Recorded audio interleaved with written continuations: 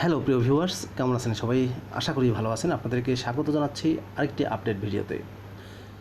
দেখুন, ছোট আকারের ভিডিও সহজে তৈরি এবং প্রকাশের সুযোগ থাকায় বর্তমানে তরুণীদের কাছে খুবই জনপ্রিয় হচ্ছে ইউটিউবের স্বল্প দৈর্ঘ্যের ভিডিও বা শর্টস ভিডিও।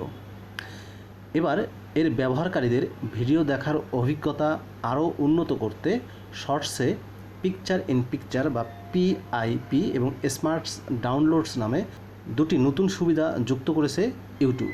কথা বলবো এই বিষয়টি নিয়ে, তো চলুন জেনে আসি বিস্তারিত। ইউটিউবের তথ্য মতে এতদিন সাধারণ ভিডিও চালু থাকলেও এবার শর্টস ভিডিওর জন্য পিকচার ইন পিকচার সুবিধা যুক্ত করা হয়েছে।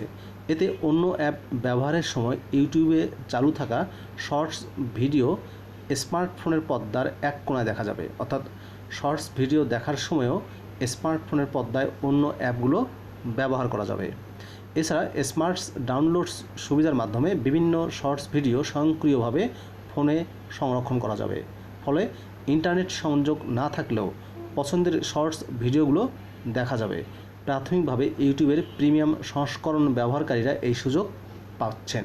টিকটকের সঙ্গে প্রতিদ্বন্দ্বিতা করতে শর্টস সুবিধা চালু করে ইউটিউব। সর্বোচ্চ 60 সেকেন্ডের ভিডিও তৈরি করার বিনিময়ে সুযোগ থাকায় ইউটিউবের বড় ভিডিওর পাশাপাশি শর্টস ভিডিও নিয়মিত প্রকাশ করেন অনেকেই। ব্যবহারকারীদের আরও বেশি শর্টস ভিডিও দেখার সুযোগ দিতেই নতুন সুবিধা চালু করেছে ইউটিউব।